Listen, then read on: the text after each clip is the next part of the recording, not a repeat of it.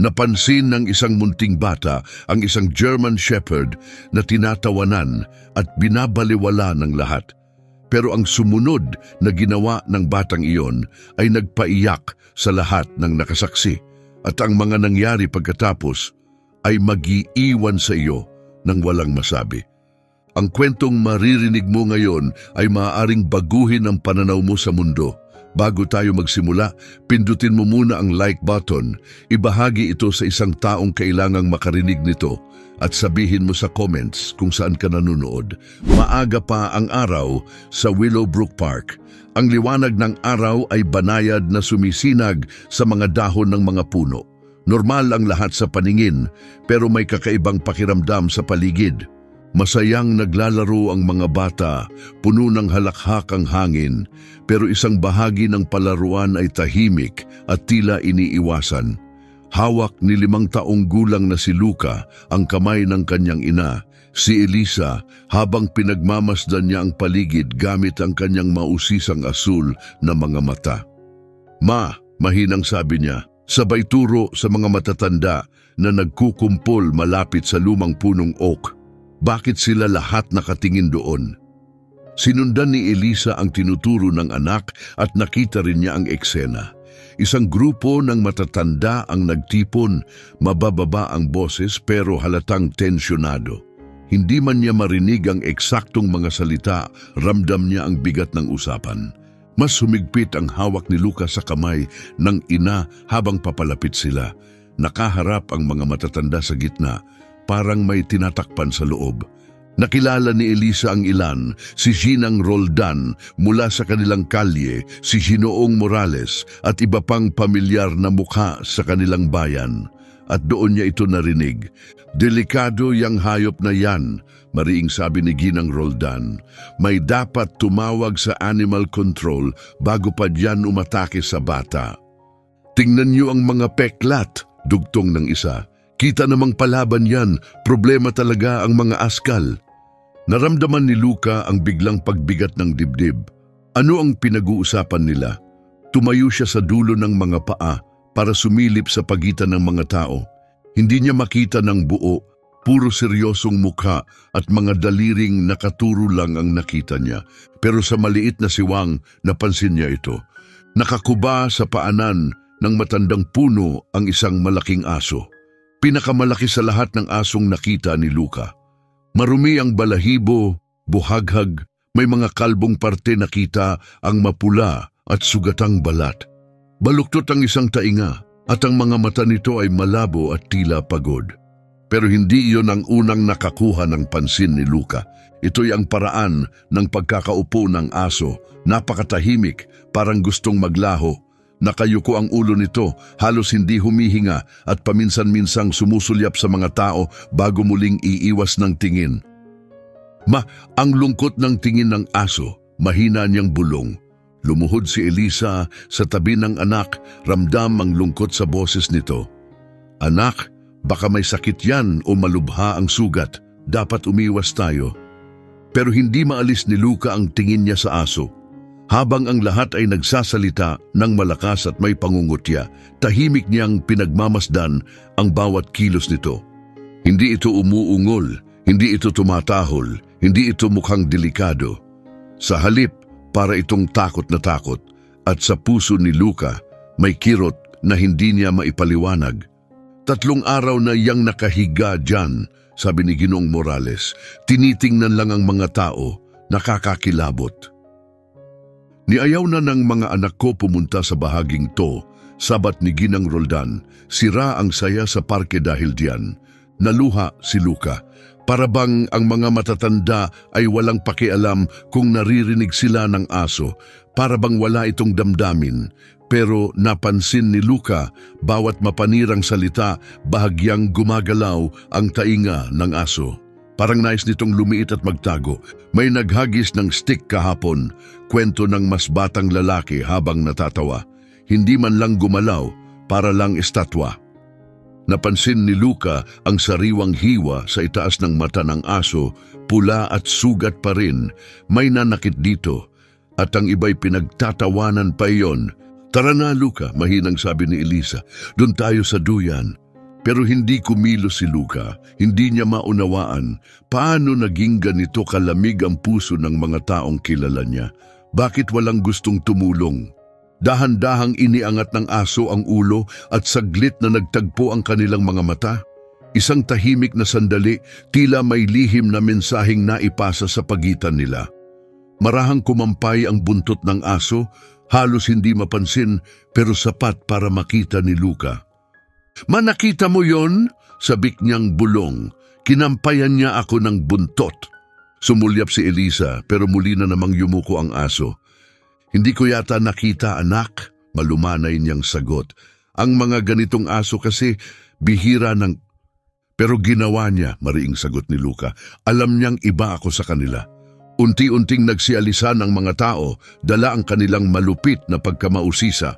Habang papalayo sila, narinig pa ni Luca ang ilang piraso ng kanilang usapan. "Dapat i-report na yan, delikado yan dito. May masusugatan yan."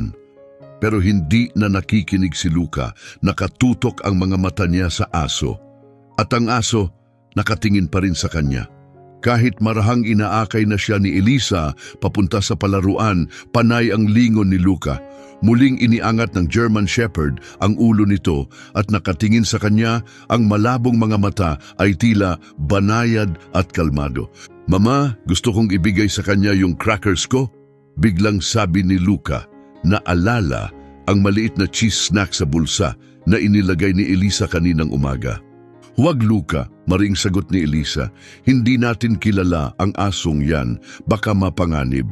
"Pero nagugutom siya, Mama. Tignan mo siya," pakiusap ni Luca. Lumingon si Elisa. Payat na payat ang aso. Bakat na bakat ang mga tadyang sa pagitan ng kalbong balahibo at ang balakang nito ay nakausli. Naramdaman niya ang kaunting awa, pero nangingibabaw pa rin ang takot niya para sa anak. "Alam kong gusto mong tumulong," malumanay niyang sabi, "pero hindi ito ligtas. Halika na, maglaro na tayo." Sa loob ng isang oras, pilit nilibang ni Luca ang sarili. Umakyat sa jungle gym, dumula sa slide at nagpadyak sa swing. Pero palaging bumabalik ang isip niya sa asong nasa ilalim ng puno. Dumami ang mga pamilyang dumating at paulit-ulit niyang nasaksihan ang parehong eksena. Mapapansin ng mga magulang ang aso, agad huhugutin ang mga anak at bubulungan ng babala para lumayo. May isang inapangang sumigaw para marinig ng lahat nang lumapit ang anak niyang babae. "Chiara, lumayo ka dyan, mukhang delikado yan." Pero alam ni Luca ang totoo, hindi delikado ang asong yon. Sa tuwing may lalapit, kahit pasigaw o biglang kilos, yuyuko lang ang aso at magtatago. Kapag binabato ito ng mga bata, kahit maliliit na bato o sanga, hindi ito umuungol o tumatahol. Pinipikit lang nito ang mga mata at hinihintay na matapos ang pananakit. Habang lumilipas ang umaga, napansin pa ni Luca ang isa pang bagay, hindi ito gumagalaw kahit kaunti. Hindi man lang ito tumayo para uminom sa maliit na baradong tubig malapit sa tabi na galing pa sa ulan kagabi. Halatang halata, wasak na wasak ang katawan ng aso, ni tubig ay hindi na kayang abutin. "Uwi na tayo, Luca," tawag ni Elisa mula sa isang bangkong malapit. Bumigat ang loob ni Luca. Ayaw pa niyang umalis. Paano kung walang tumulong? Paano kung bumalik ang mga taong malupit at lalo pa itong saktan? Paano kung wala ni isa mang magpakita ng kabutihan? Habang papunta sila sa labasan ng parke, nagpasya si Luca. Ipinasok niya ang kamay sa bulsa at kinuha ang maliit na pakete ng crackers. At nang walang imik, bumitaw siya mula sa tabi ni Elisa at tumakbo patungo sa puno. "Luca, tama na!" sigaw ni Elisa, pero nasa tabi na siya ng aso. Dahan-dahang iniangat ng German Shepherd ang ulo nito. Nagkatitigan ang bata at ang aso. Sa malapitan, nakita ni Luca na ang mga mata ng aso ay hindi lang basta malabo. Puno ito ng matinding lungkot, parang ilang libong araw na ang lumipas na walang nakaramdam ng malasakit sa kanya. "Hi, doggy," mahinang bulong ni Luca, dahan-dahang lumuhod. "Gutom ka ba?" Kumalabit ang tainga ng aso sa marahang tinig. Ibang-iba ito sa sigawan at panlalait na nakasanayan niya. Binuksan ni Luca ang pakete ng crackers at iniabot ang isa sa kanyang palad. Tinitigan ito ng aso, saka tumingin kay Luca. Nag-alinlangan ito, waring nag-iisip kung ito ba'y isa na namang panlilin lang. Pero may nakita ito sa mukha ni Luca, kabutihan, katapatan na tumagos sa takot. Marahang iniunat ng aso ang leeg nito at kinuha ang cracker mula sa palad ni Luca. Mainit at malambot ang dila nito at napakaingat para hindi masaktan ang mga daliri ng bata. "Mabait kang aso," bulong ni Luca, iniaabot ang isa pang cracker. "Hindi ka nakakatakot." At sa unang pagkakataon sa loob ng ilang araw, gumalaw ang buntot ng aso. Hindi lang isang maliit na galaw, kundi totoong pagwagayway. Isang pasasalamat, ang tanging paraan ng aso para sabihing salamat. "Luca!" Nakarating na si Elisa at hinawakan ang braso ng anak. "Anong sabi ko tungkol sa..." Naputol siya. Nakita niya ang kagalakan sa mukha ni Luca. May luha sa mga mata nito pero ngayon luha ng tuwa, hindi ng lungkot. "Mama, mabait siya," mahinang sabi ni Luca. Hindi siya umungol o kumagat. Kinuha lang niya yung crackers ng sobrang dahan-dahan, ayaw niya akong masaktan. Tumingin si Elisa sa ibaba, nakatingin na ngayon sa kanya ang aso. Ang malabong mga mata nito ay hindi mukhang mabangis, kundi puno ng pag-asa. Parang nagmamakaawang maunawaan siya. "Please, Mama," pakiusap ni Luca. "Pwede ba tayong magdala ng pagkain bukas?" Gutom na gutom siya at ang sama ng trato sa kanya ng mga tao. Parang napilas ang puso ni Elisa habang salit-salit siyang tumingin sa anak at sa kaawang-awang hayop. Pero nananatili pa rin ang kanyang mga pangamba. "Luca," mahinang sabi ni Elisa, may alinlangan sa boses. "Hindi tayo dapat masyadong makialam. Delikado, hindi natin alam kung..." Pero hindi niya natapos ang sasabihin. Biglang may dumating na mabibigat na yabag. Papalapit si Ginoong Morales, namumula ang mukha sa galit. "Ano sa tingin mo ang ginagawa mo?" Sigaw niya, matalim ang tingin kay Luca. "Delikado ang hayop na yan! Pwedeng mapahamak ang anak mo!" Habang umaalingaw-ngaw ang malupit na boses ni Ginoong Morales, agad muling yumuko ang ulo ng German Shepherd. Ang munting pag-asa na pinakita nito, ilang sandali lang ang nakalipas ay biglang naglaho sa harap ng panibagong paghusga. Humakbang si Luca palapit, tumayo sa harap ng aso. Ang munting katawan niya ay parang kalasag sa pagitan ng hayop at ng galit na lalaki. "Hindi siya delikado, Ginoong Morales," malinaw na sabi ni Luca. Ikinagulat ng lahat ang tibay ng boses niya. "Gutom lang siya at malungkot." "Banta sa lahat ang hayop na yan," singhal ni Morales. "Tatawagan ko agad ang animal control sa Lunes. Hindi pwedeng magkalat yan dito at takutin ng mga tao." Napuno ng luha ang mga mata ni Luca. Pero hindi naman siya nananakot. Nandyan lang siya, nakaupo. Dahan-dahang binuhat ni Elisa si Luca, niyakap ng mahigpit. Pero bago sila makaalis, ibinagsak ni Luca ang natitirang crackers sa paanan ng aso. "Paalis na kami," mariing sabi ni Elisa, tumitig kay Ginoong Morales. Walang dahilan para magsalita ng ganyan. Habang naglalakad palayo, lumingon si Luca mula sa balikat ni Elisa. Gumalaw ng kaunti ang aso, sapat lang para maabot ang crackers. Kinain niya ito ng dahan-dahan, maingat, gaya ng ginawa niya kanina. Pero ang huling bagay na nakita ni Luca bago sila lumiko ay ang tingin ng aso. Isang tingin na hindi niya makakalimutan. Isang tingin ng kahinaan, parang may mumunting pag-asang sumiklab, pero muling pinatay ng kawalan ng malasakit. Isang tingin na nagsasabing, "Akala ko, baka sakaling may nagmamalasakit." Kinagabihan, habang tinutulugan ni Elisa si Luca, tahimik lang ang bata. Umupo siya sa gilid ng kama. Pinagmamasdan ng mukha ng anak na tila malalim ang iniisip. "Mama," bulong ni Luca sa dilim, "paano kung wala siyang matuluyang aso ngayong gabi?" Bumagsak ang loob ni Elisa. Pilit niyang iniiwasang isipin ang parehong tanong. Siguro makakahanap din siya ng ligtas na pwesto, mahina niyang sagot habang hinaplos ang buhok ng anak. Pero paano kung hindi? Paano kung umulan ulit o kung may manakit sa kanya? Napabuntong hininga si Elisa, hati sa pagitan ng katwiran at kirot sa puso. May bahagi ng puso niyang gustong bumalik sa parke, balutan ng kumot ang aso at iuwi ito. Pero alam rin niyang maaaring mapanganib ang mga askal, lalo na kapag may bata sa bahay. Luca, alam kong sobrang nag-aalala ka, malumanay niyang sabi, pero may mga bagay na hindi natin kayang solusyonan mag-isa. Kailangan ng asong yon ng tulong mula sa mga taong marunong mag-alaga ng hayop. Pero sabi ni Ginoong Morales, tatawagan daw niya yung mga kumukuha ng aso, bulong ni Luca habang nagsisimula ng tumulo ang luha. Paano kung masama rin sila? Wala nang maisagot si Elisa.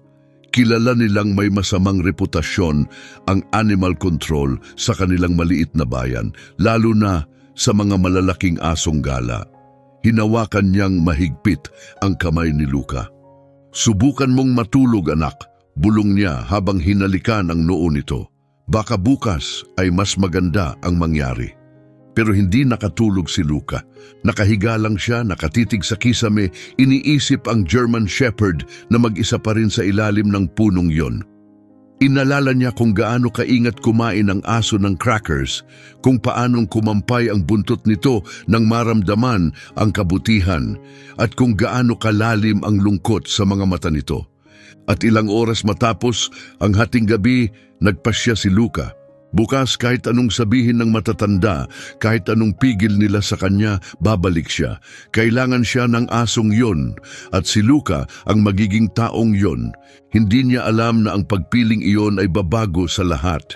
Hindi lang para sa aso, kundi para sa buong komunidad nila. Hindi niya alam na ang kanyang kabutihan ay magbubunyag ng isang misteryong tinago ng halos 2 taon. Isang kwento ng mga nawawalang alaga, ng mga kriminal na sindikato at isang matapang na asong may nakatagong nakaraan sa likod ng mga peklat at katahimikan. Ang alam lang ni Luca ay may isang nilalang na nagdurusa sa dilim at nasa kanya ang pagkakataong gumawa ng pagbabago. Ang munting pag-asang nakita niya sa malabong mga mata ng aso. Iyon ang bagay na dapat ipaglaban. Kinabukasan, dumating ang umaga, puno ng araw at pag-asa. Isang klase ng umaga na parang posible ang kahit ano. Nagising si Luca bago pa lubos sumikat ang araw. Buong gabi siyang nanaginip tungkol sa aso, mga panaginip kung saan dinadala niya ito ng tubig at pagkain, kung saan masaya ang kampay ng buntot nito, kung saan ang mga boses ng galit ay nagiging mahinahon at nakita na rin ng mundo ang nakita niya. Mama, pwede po ba tayong pumunta sa parke ngayon? Tanong niya agad pagpasok ni Elisa sa kusina kahit hindi pa ito nakakainom ng kape. Tiningnan ni Elisa ang maliwanag at sabik na mukha ni Luca at bahagyang bumagsak ang loob niya. Umaasa siyang baka kahit papaano ay nakalimutan na ito ng anak. Pero malinaw, hindi pa rin. Luca, iniisip ko, baka gusto mong pumunta sa mall ngayon.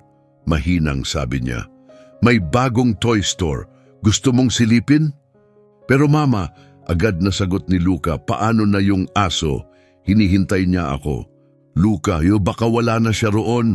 Pero mula sa tingin ng kanyang anak, alam niyang hindi ito naniniwala ni Katiting. Please, mama, mahina niyang pakiusap. Sandali lang, gusto ko lang makita kung ayos lang siya. Alam na ni Elisa na talo na siya, namana ni Luca ang matigas niyang loob at kapag may bagay na kumapit sa puso nito, wala nang atrasan. Sige na nga, sabi niya nang may pag-aalangan. Dadaan tayo sa parke papunta sa tindahan, pero hanggang dun lang, Luca, hindi tayo makikialam. Titingin lang tayo, okay? Parang binigay niya ang buwan nang biglang lumiwanag ang mukha ni Luca. Salamat, mama. Pwede ko ba siyang dalhan ng crackers ulit? Luca, isa na lang po, gutom na gutom siya kahapon.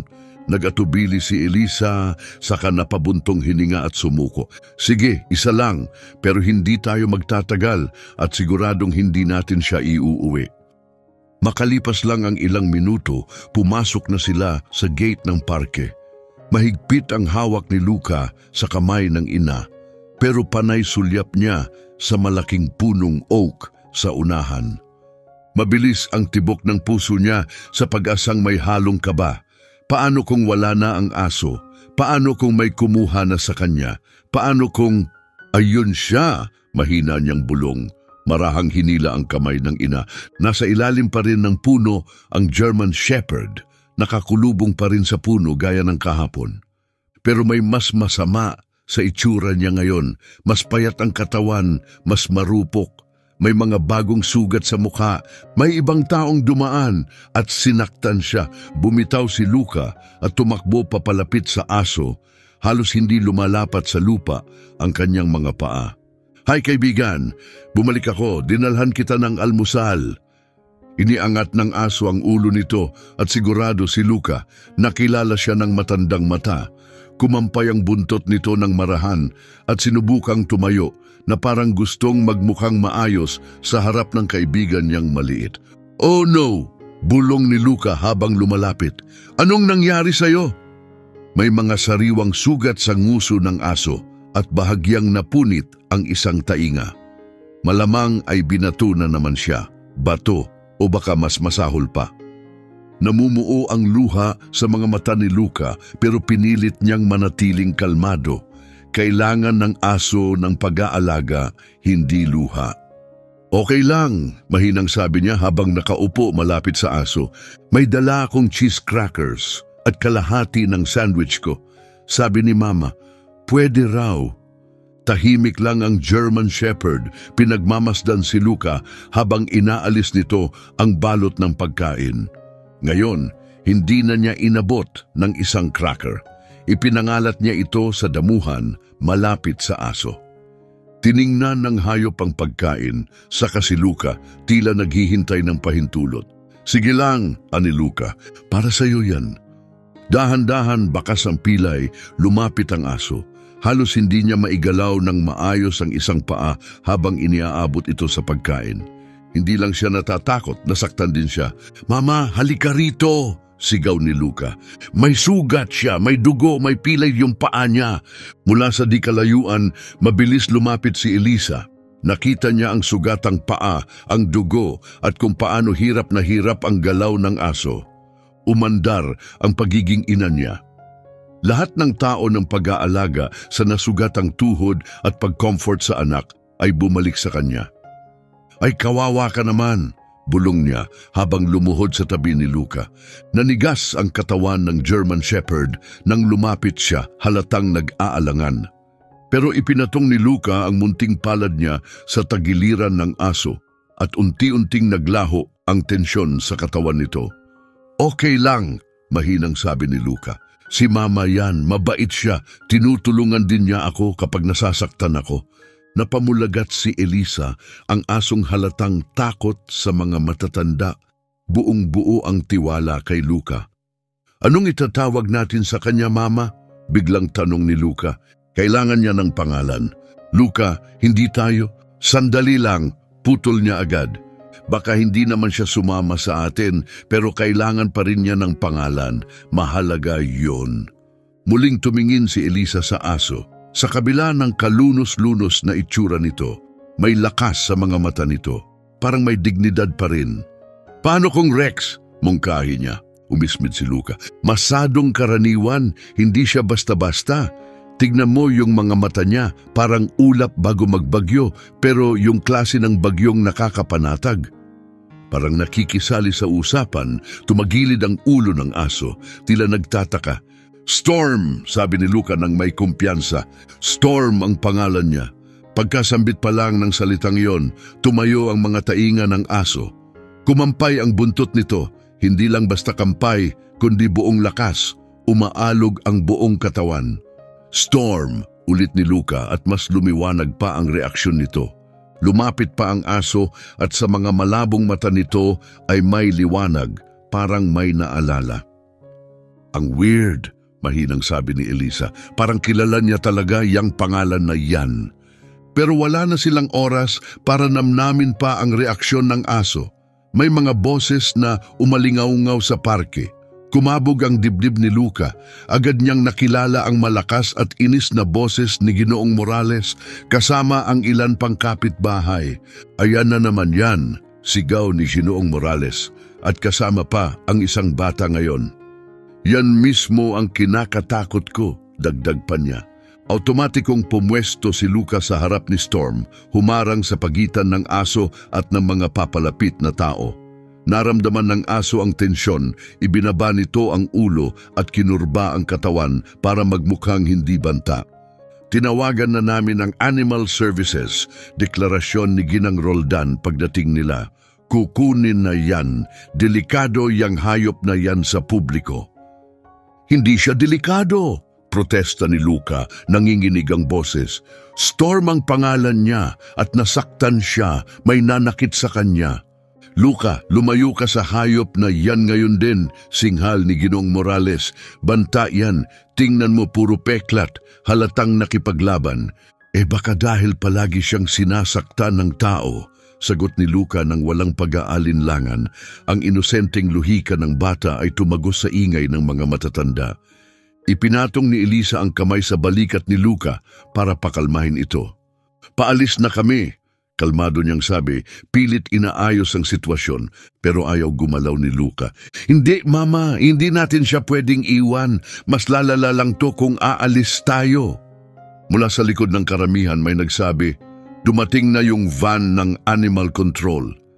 Isang puting sasakyan ang huminto malapit sa palaruan at parang nahulog ang tiyan ni Luca. Bumaba ang dalawang lalaki, may hawak na mahahabang poste na may lubid sa dulo. Mga gamit na nakita na ni Luca noon marahil sa palabas sa TV. Ginagamit yon para hulihin ang mga hayop.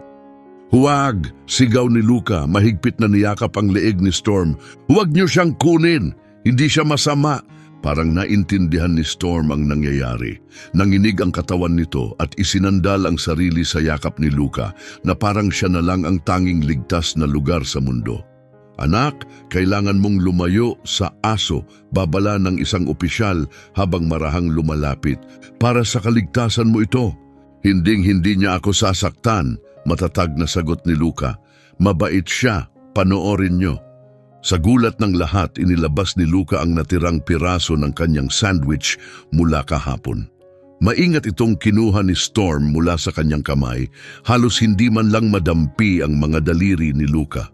O kita nyo, ani Luca habang lumuluha. Maingat siya, hindi siya nangangagat, pero hindi natinag ang mga opisyal. Nakatutok sila sa kanilang trabaho at sa paningin nila ang mga asong gala ay problema, hindi kaluluwang kailangang iligtas. Ma'am, kailangan pong lumayo ang anak ninyo, mariing sabi ng pangalawang opisyal kay Elisa. Pakiusap, hayaan niyong gawin namin ang trabaho namin. Napako si Elisa sa kinatatayuan, hati sa pagitan ng pagprotekta sa kanyang anak at sa tahimik na ugnayan na nakita niyang namamagitan kina Luca at sa sugatang aso. Nakita niya ang lambing sa mata ni Storm, kung paanong nagtiwala ito sa anak niya hindi natakot. Luca, anak, kailangan nating... Huwag, Mama!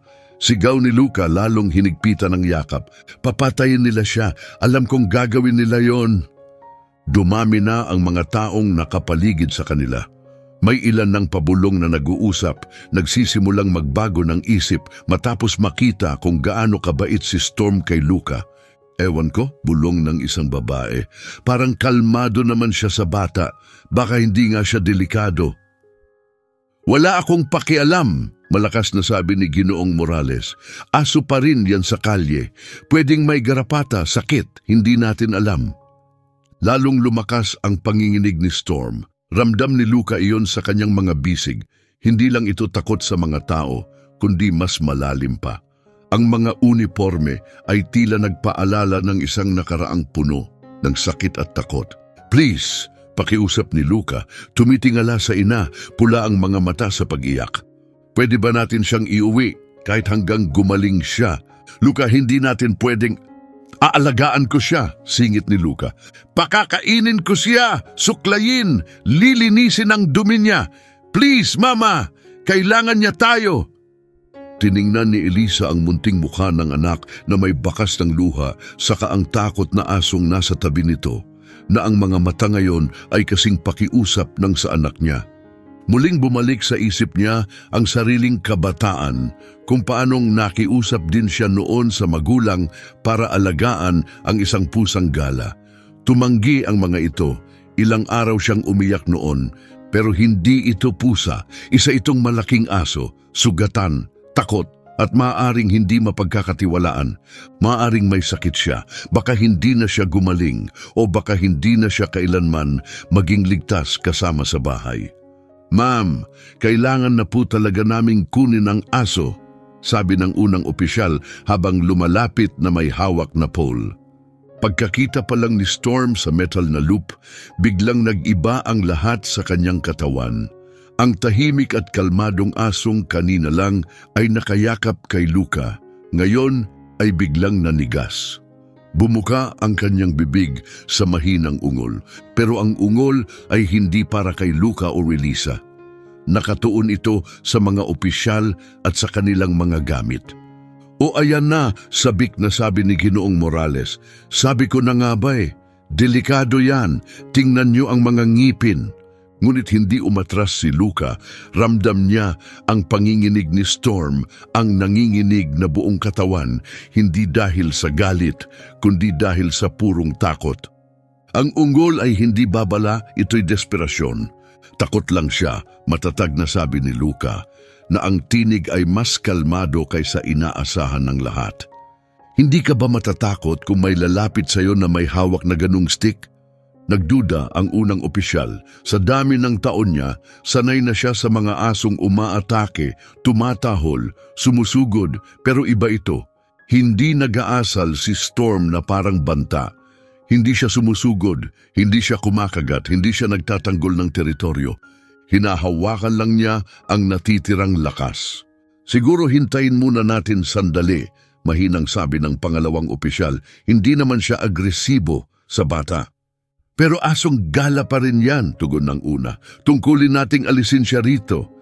Pero bago pa sila muling makalapit, iniangat ni Storm ang ulo at tumitig sa isang bagay sa malayo. Tumayo ang kanyang mga tainga, nag-iba ang kanyang buong tindig. Anong tinitingnan niya? Tanong ni Luca, sabay lingon sa direksyong tinititigan ni Storm. May isang matandang lalaking papalapit, suot ang lumang military jacket. Mabagal pero tiyak ang hakbang at ang puting buhok niya ay sumasayaw sa hangin. May bakas ng araw ang kanyang mukha at pagod ang mga mata, pero ang reaksyon ni Storm ang nakabighani sa lahat. Biglang gumalaw ang sugatang aso, pilit tumayo sa kabila ng sakit. Kumampay ang buntot nito ng matindi at naglabas ito ng mahihinang ungol, sabik, takot, puno ng pagkilala. Dahan-dahan lang, malumanay na sabi ng lalaki habang papalapit. Ayos lang. Agad ang naging tugon ni Storm, kahit masakit ang paa, kahit napapalibutan ng di kilalang tao at uniforme, pilit siyang kumawala mula sa yakap ni Luca at tinungo ang lalaki gamit ang huling lakas na mayroon siya. Rex, bulong ng lalaki, tila nabibingi ang boses sa emosyon. Ikaw ba talaga yan? Pagkarinig sa pangalang iyon, si Storm, na ngayon ay si Rex, ay naglabas ng tunog na halo ng tahol, hikbi, at labis na kaluwagan. Bumagsak siya sa paanan ng lalaki, isinubsob ang ulo sa pamilyar na bisig na yumakap sa kanya. Anak ko, sabi ng matanda, tumutulo ang luha sa kanyang pisngi. Anong ginawa nila sa'yo? Ang tagal kitang hinanap. Nanatiling tahimik ang lahat, parang napako ang oras. Pati ang mga taga-animal control ay dahan-dahang ibinaba ang kanilang mga gamit. Ramdam na ito'y hindi pangkaraniwang sandali. Sir, mahina ang tanong ng isa sa kanila. Kilala niyo po ba ang asong yan? Tumango ang matanda habang mahigpit na yakap si Rex. Oo, akin siya. Rex ang pangalan niya at halos 2 taon na siyang nawawala. Nanlaki ang mga mata ni Luca sa gulat. Aso niyo po, galing sa trabaho? Ngumiti ng bahagya ang lalaki, hindi pa rin binibitawan si Rex.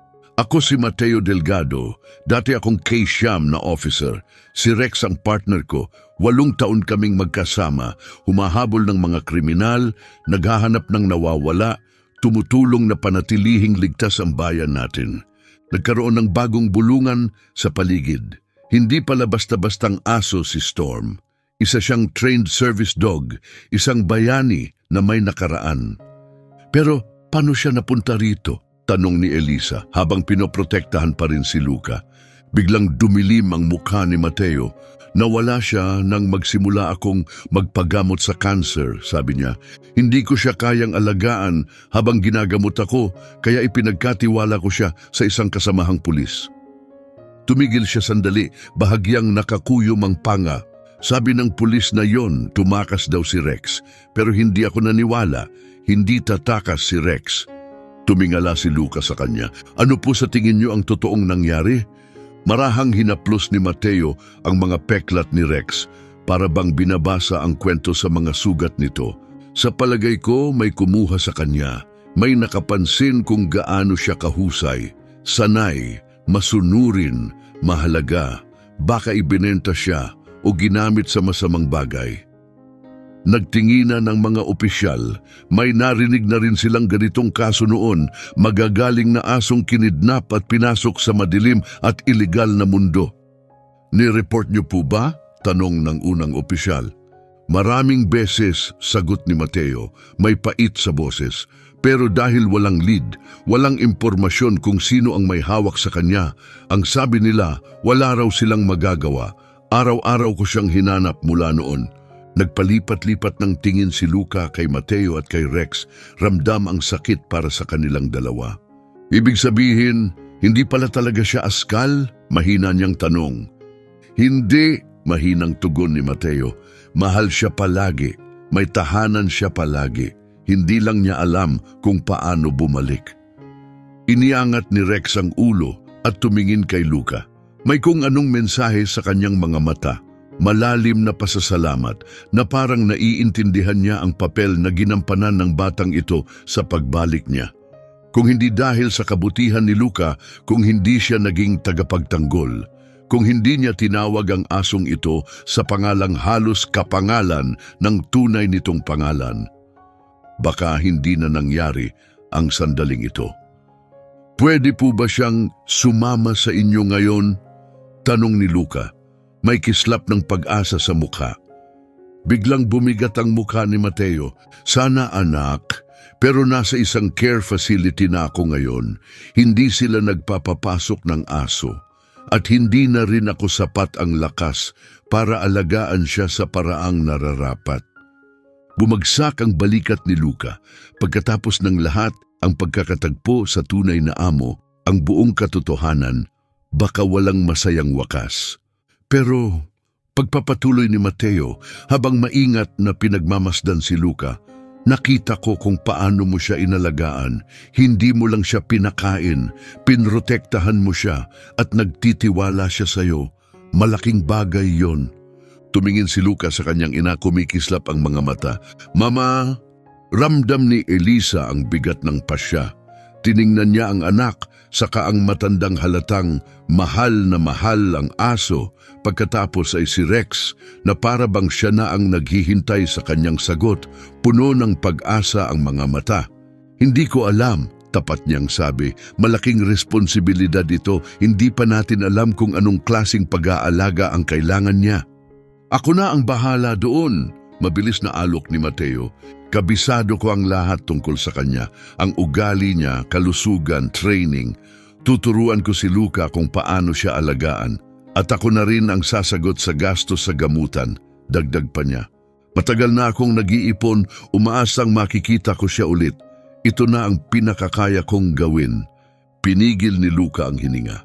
Hindi gumalaw si Rex pero nakatitig pa rin siya kay Elisa. Tahimik ang lahat, naghihintay ng desisyon. Pati si Ginoong Morales, na kanina pa ang pinakamaingay, ay tahimik na lang ngayon, parang hindi sigurado. Pinagmasdan ni Elisa ang mukha ni Luca. Puno ng pagmamahal, puno ng pag-asa. Naalala niya kung paano ipinaglaban ng anak ang isang asong walang ibang naniwala. Kung paano niya nakita ang kaluluwa sa likod ng mga peklat. Sige, sabi niya sa wakas, subukan natin. Pero Luca, may mga patakaran tayo. At kung si Storm Rex ay mangailangan ng tulong na hindi natin kayang ibigay o kung may hindi magandang mangyari. Hindi na niya kailangan tapusin. Naintindihan na ni Luca. Salamat, Mama! Sigaw ni Luca habang mahigpit siyang niyakap. Maraming salamat! Kumakampay ang buntot ni Rex ng sobrang lakas, nagbubuga ng alikabok habang palipat-lipat ang tingin niya kina Luca, Elisa at Mateo. Parang hindi makapaniwala na ligtas na talaga siya. Pero walang nakapansin sa itim na sasakyan sa kabila ng kalsada. Wala ring nakapansin sa dalawang lalaking nakaupo sa loob, tahimik na nagmamasid. At walang nakapansin na ang kwento ay malayo pa sa katapusan. Ang mga taong minsang kumuha kay Rex hindi pa rin nawawala. At ngayon alam na nila kung nasaan siya. Makalipas ang 3 araw, unti-unting nasasanay si Rex sa bagong tahanan nila Luca at Elisa. Iba na ang pakiramdam ng bahay ngayon, mas buhay, mas masigla. Pinili ni Rex ang isang pwesto sa tabi ng bintana ng sala, kung saan maaari niyang bantayan ng kalsada, laging alerto. Sabik si Luca na tumulong, ginawa niyang personal na misyon ang muling ipaalala kay Rex kung ano ang ibig sabihin ng minamahal. Tuwing umaga, umuupo siya sa tabi ng kumot ni Rex, kinukwentuhan ito tungkol sa kanyang araw, binabasahan ng kwento at marahang hinahaplos ang balahibo. Tahimik na nakikinig si Rex, ang kanyang malabong mga mata ay sumusunod sa bawat salita ni Luca at ang kanyang buntot ay marahang kumakampay. Tinutupad din ni Mateo ang kanyang pangako. Araw-araw siyang bumibisita upang tumulong mag-alaga kay Rex at upang magbahagi ng mga alaala ng nakaraan ng aso. Sa ikatlong hapon nila, ngumiti si Mateo at nagsabi, "Tingnan niyo to."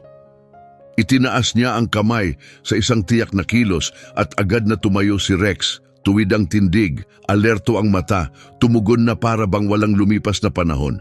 Naalala pa niya lahat, sabi ni Mateo nang may pagmamalaki. Kahit sino pa ang nanakit sa kanya, hindi nila naalis ang training niya o ang puso niya.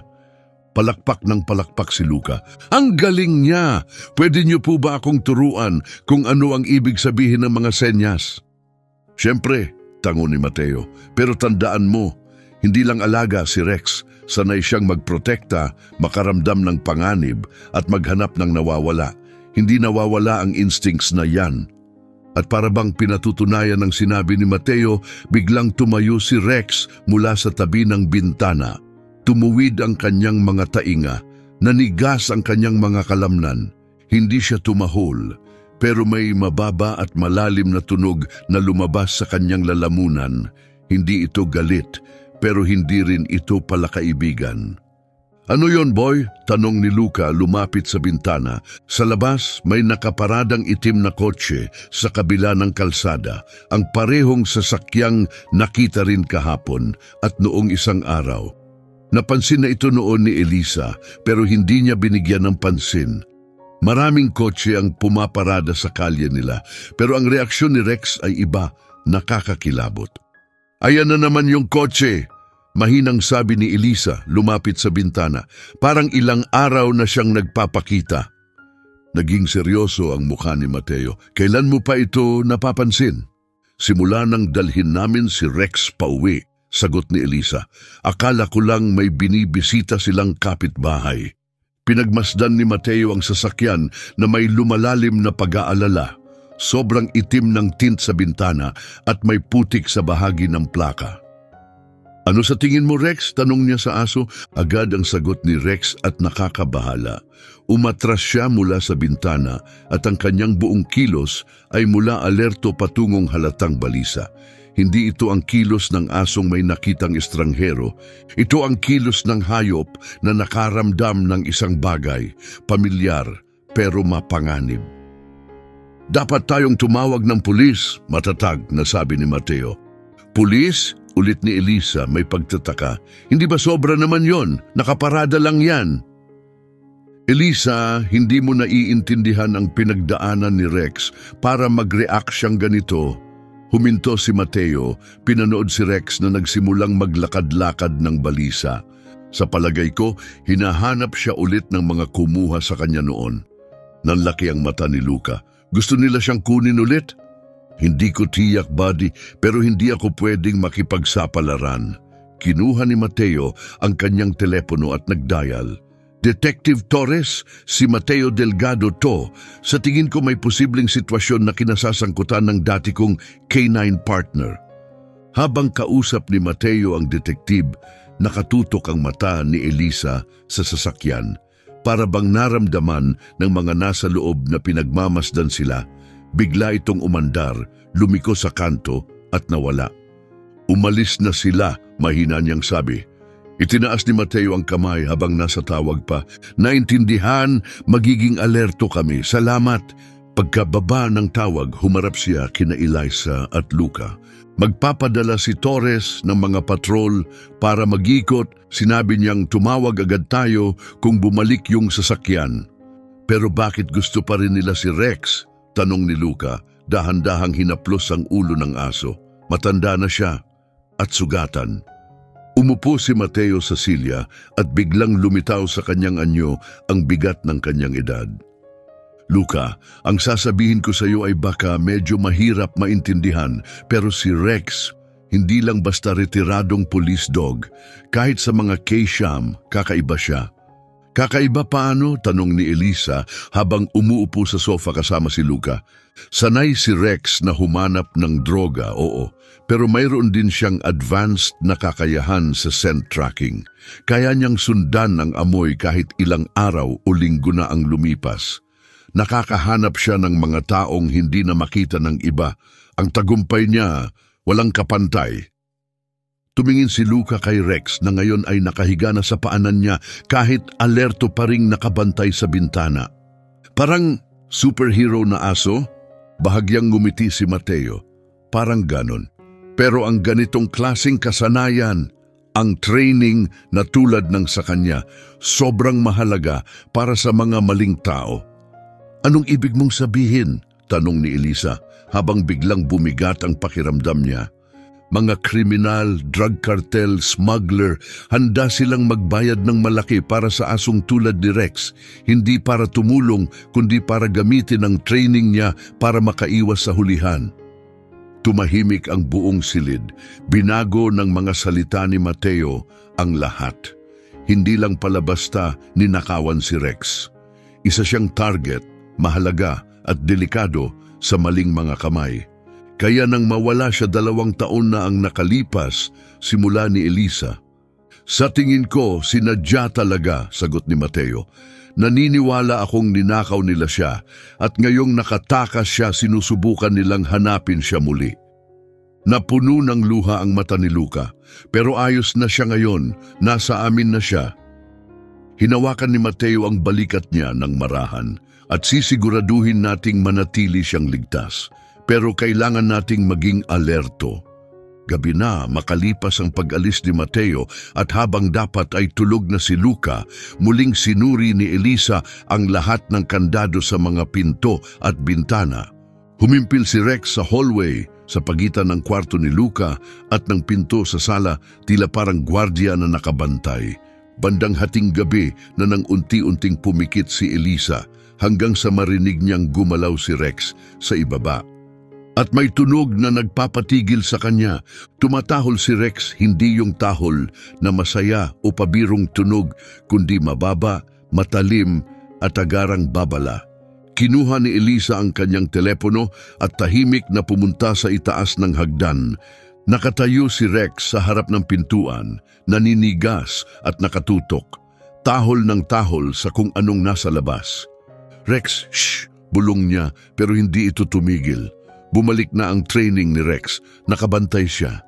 Dahan-dahang bumaba si Elisa at sumilip sa bintana. Bumalik ang itim na sedan, pero sa pagkakataong ito, hindi ito nakaparada sa kabila ng kalye. Nasa driveway na nila, nanginginig ang kanyang mga daliri habang mabilis niyang tinawagan ang emergency services. Kailangan ko ng mga pulis dito sa 425 Maple Street ngayon na. May sasakyan sa driveway na hindi ko kilala at kakaiba ang kilos ng aso ko. Ma'am, posible po ba na bisita lang yan ng 10 oras ng gabi? Halos hating gabi na at hindi ko pa kailanman nakita ang sasakyang to. Pakiusap, magpadala kayo agad. Lalong lumakas at naging agresibo ang tahol ni Rex. Ngayon ay naririnig na ni Elisa ang mga boses sa labas, mabababa, pabulong. Mga tinig ng kalalakihan, pilit silang naging tahimik, pero malinaw na naririnig ni Rex ang lahat. "Mama!" Tawag ni Luca mula sa itaas. Inaantok ang boses. "Anong nangyayari?" "Manatili ka sa itaas, anak," sagot ni Elisa. Pero pababa na si Luca, pinupunasan ng mga mata, nalilito at antok pa. Pagkakita ni Rex kay Luca, agad siyang tumigil sa pagtahol at tumayo sa pagitan ng bata at ng pinto. Umiral ang instincts niya. Protektahan ng bata, anuman ang mangyari. "May masasamang tao sa labas, di ba?" Bulong ni Luca habang mahigpit na yumakap kay Rex. Bago pa man makasagot si Elisa, may narinig silang mahinang kaluskos mula sa likod ng bahay. May sumusubok pumasok. "Bumalik ka sa taas, ngayon din," bulong ni Elisa nang may pagkataranta. "Magkulong ka sa banyo, huwag kang lalabas hanggat hindi ko sinasabing ligtas na." Pero umiling si Luca.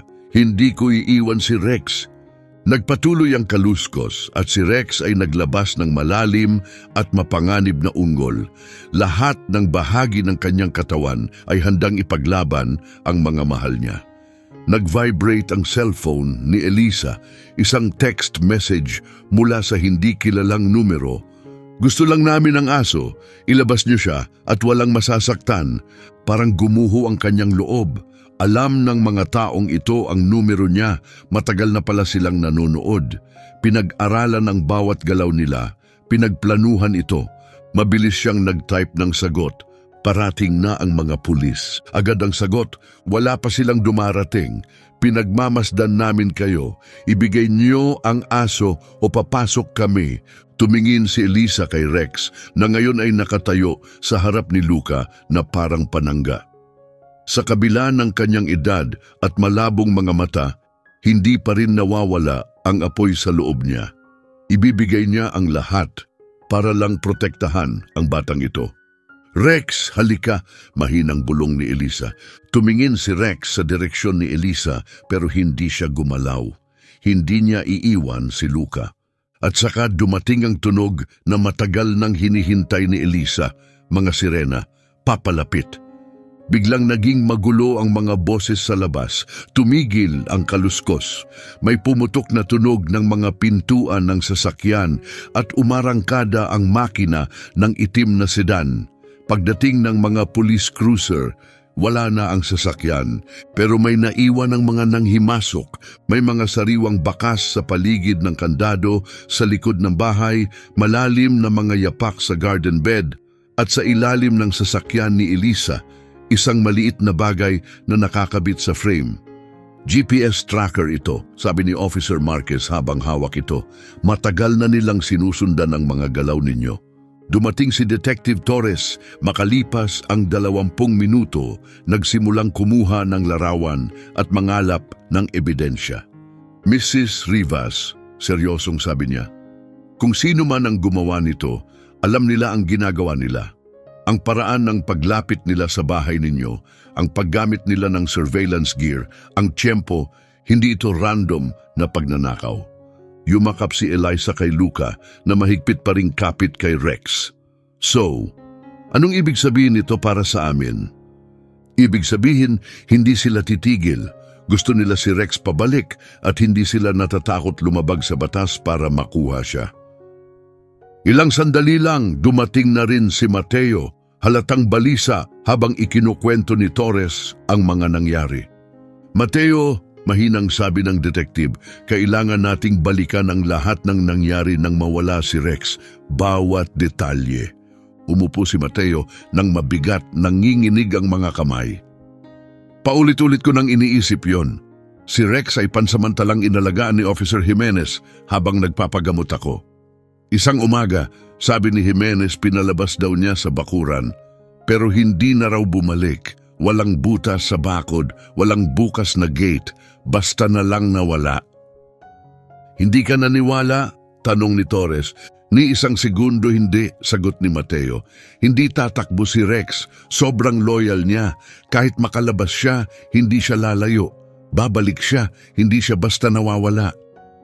Isinulat ni Torres ang detalye. May napansin ka bang kakaiba kay Jimenez? Kinabahan ba siya? May mali ba sa kwento niya? Bahagyang tumango si Mateo, parang may tinatago siya pero masyado akong mahina noon para ipilit, pagsisisi ko yon. Anong nangyari sa kanya pagkatapos? Nanigas ang panga ni Mateo. Nag-retire siya, 6 na buwan lang ang lumipas. Bumili ng bahay sa Florida, binayaran ng cash.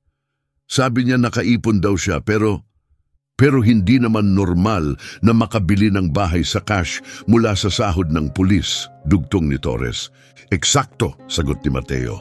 Kinilabutan si Elisa, ibig mong sabihin, ipinagbili niya si Rex? Sa tingin ko, binayaran siya para ipasawalang bahala si Rex, mahinang sagot ni Mateo. At ngayon, ang mga taong nagbayad sa kanya, gusto nilang bawiin ang investment nila. At naniniwala akong mula nang makatakas si Rex, hinahanap na siya ng mga yon, dagdag ni Mateo, halos pabulong. Tahimik na nakikinig si Luca, lumalaki ang takot sa puso niya, pero lumalaki rin ang kanyang tapang. Kaya hindi na sila titigil hanggang makuha ulit si Rex? Nagtinginan ang mga matatanda. Walang gustong magsinungaling sa bata, pero mabigat ang katotohanan. Huhulihin namin sila, anak, malumanay na sabi ni Detective Torres. Pero habang hindi pa, kailangang mag-ingat kayo ni mama mo. Anong ibig mong sabihin sa mag-ingat? Tanong ni Elisa. Huwag kayong magkaroon ng routine. Iwasan ang paulit-ulit na schedule sa parehong lugar. Panatilihin si Rex sa loob maliban na lang kung kailangan. At sa oras na may mapansin kayong kakaiba, agad kayong tumawag. Matapos ang investigasyon at umalis na ang mga pulis, naupo si Elisa, dala ang bigat ng isang mahirap na pasya. Ang pananatili ni Rex ay posibleng magdulot ng panganib kay Luca. Pero ang pakawalan siya ay parang ibinibigay siya muli sa mga taong nanakit na sa kanya. Hindi natin pwedeng ibigay si Rex, mama. Matatag na sabi ni Luca na para bang nabasa ang iniisip ng ina. Pinrotektahan niya tayo. Ngayon tayo naman ang magpoprotekta sa kanya. Tumingin si Elisa sa kanyang anak, batang-bata pa, pero puno ng tapang at paninindigan. Pagkatapos ay tumingin siya kay Rex, na kalmado at tiwala ang mga mata habang nakatingin sa kanya. Tama ka, mahina niyang sabi, pamilya na natin siya ngayon at ang pamilya nag-aalaga sa isa't isa. Pero kahit nasabi na niya ang mga salitang iyon, hindi niya maalis sa pakiramdam na ang nangyari ngayong gabi ay simula pa lamang. Sa kung saan may mga taong mapanganib na muling bumubuo ng plano, mas handa, mas determinado. Lumapit si Rex para bang naramdaman ang takot niya at ipinatong ang ulo niya sa binti ni Elisa. Tahimik ang kilos pero puno ng kapanatagan. Ang ugnayan nila ay lumalim, isang koneksyon na hindi na kayang ipaliwanag ng salita. Bukas, iisipin natin kung ano ang susunod nating hakbang. Mahinang bulong ni Elisa habang hinahaplos ang balahibo ni Rex. Pero sa ngayon, ligtas tayo. Sa labas, walang nakakaalam na 3 kanto lang ang layo, may isang sasakyan na huminto. Sa loob nito, 2 tao ang tahimik na minamasdan ang bahay ni na Elisa gamit ang malalakas na binoculars. Maingat na inaalam ang bawat detalye, ang oras ng pagdating ng mga pulis, ang mga hakbang sa seguridad, ang paraan ng pagtugon ng pamilya. Nabigo sila ngayong gabi pero hindi pa sila sumusuko. Napakahalaga ni Rex at masyado na silang maraming nailaan para basta na lang bumitaw. Saka palang nagsisimula ang laban para sa kanyang kalayaan. Lumipas ang 2 linggo mula sa nakakatakot na gabi. Unti-unting bumalik sa normal ang buhay, pero laging may kasamang pag-iingat. Nag-leave muna si Elisa sa trabaho para manatili sa bahay at alagaan sina Luca at Rex. Araw-araw bumibisita si Mateo, tumutulong sa seguridad at sa mabagal pero tuloy-tuloy na paggaling ni Rex. Unti-unting bumabalik ang lakas ng German Shepherd pero hindi kailanman nawala ang kanyang training. Tuwing umaga, nililibot niya ang paligid ng bahay. Tinatawag ni Mateo itong perimeter sweep, gamit ang mga kasanayang natutunan niya bilang K9. Si Luca naman ay tila anino ni Rex. Nagsasanay siya ng mga utos, tumutulong sa simpleng ehersisyo at laging nasa tabi niya. Napalapit na silang dalawa sa puntong parang nauunawaan ni Rex ang pangangailangan ni Luca bago pa ito magsalita. Ngunit sa kabila ng lumalalim na ugnayan at pakiramdam ng pamilya, may tensyon pa ring namamalagi. Nadagdagan man ang presensya ng pulis, laging paalala ni Detective Torres. Ang mga profesional ay marunong maghintay at tiyak na maghihintay sila. Dumating ang pagkakataong iyon isang Martes nang bumayo ang isang malakas na bagyo sa tahimik nilang bayan. Nagsimula ito sa ambon pero pagsapit ng hapon, buhos na ang ulan. Humihiyaw ang hangin sa mga puno, yumanig ang mga bintana sa kulog at halos bawat minuto'y kumikislap ang langit sa kidlat. 2 beses nang nag-brown out at nagsimula nang mag-alala si Elisa tungkol sa tubig na maaaring pumasok sa bahay. Kailangan kong puntahan si Mrs. Reyes sa kabila, sabi niya kay Luca habang kumislap na naman ang silid mula sa kidlat. Matanda na siya. Kung nawalan ng kuryente sa kanila, baka kailangan niya ng tulong. Tumingala si Luca mula sa sofa kung saan nakaupo siya kasama si Rex. Pareho silang nakatitig sa bagyo sa labas. Pwede po ba kaming sumama? Huwag na anak, delikado sa labas at hindi pwedeng mabasa ang mga benda ni Rex. Sandali lang ako. Parang naiintindihan ni Rex ang usapan, lumapit siya kay Luca at humiga sa tabi nito. Ang katawan niya ay tila naging pader ng proteksyon. Maging si Mateo na inabutan ng bagyo at pansamantalang nagpapahinga sa kanila ay tumango. Siya na ang bahala kay Luca, sabi ni Mateo. Yan ang training niya. Isinuot ni Elisa ang raincoat at kinuha ang payong, kahit hindi gaanong nakakatulong sa tindi ng buhos. Ilak ang pinto pagkatapos kong lumabas. Huwag bubuksan kung hindi ako. Tatawag ako kung kailangan ko kayo. Paglabas pa lang niya, agad siyang nabasa. Sobrang lakas ng ulan, halos hindi niya makita ang porch ni Mrs. Reyes na ilang hakbang lang ang layo. Halos lipa rin siya ng hangin. Pagdating sa bahay ng kapitbahay, basang-basa na siya mula ulo hanggang paa. Ligtas naman si Mrs. Reyes kahit nag-aalala. Wala silang kuryente at ang alaga niyang pusang si Bigote ay nawala ng kumulog. Tutulungan kitang maghanap, alok ni Elisa, pero hindi mawala sa isip niya ang anak at ang tapat na asong nagbabantay dito. Samantala sa bahay, nakasandal si Luca kay Rex sa sofa, nagbabasa ng picture book. Nakikinig si Rex ng mabuti, tumitik-tik ang mga taingan niya tuwing nag-iiba ng boses si Luca para sa ibang karakter. Umiikot man ang bagyo sa labas, tila may kapayapaan sa loob. At pagkatapos, iniligtas ng matapang na kabalyero ang dragon. Malakas na basa ni Luca, pinapababa ang boses para magtunog bayani. Kasi minsan, ang dragon ay hindi masama. Takot lang at nasasaktan. Kumampay si Rex at marahang binundol ng nguso ang pisngi ni Luca. Parang sumasang-ayon sa mensahe ng kwento. Isang napakalakas na kulog ang yumanig sa bahay. Halos lumipad ang mga bintana. Sabay silang tumingin sa bintana habang humahampas ang ulan na parang maliliit na bato. Buti na lang ligtas tayo rito, bulong ni Luca habang kinakamot sa likod ng tainga si Rex. Sa kusina, gumagawa ng mainit na tsokolate si Mateo habang nakikinig sa balita sa bateryang radyo. Hindi pa titigil ang bagyo, tatagal pa ito ng ilang oras at tumataas ang banta ng pagbaha. Bigla tumayo si Rex, nanigas ang buong katawan niya. Hindi na siya nagpapahinga, naka-full alert na siya.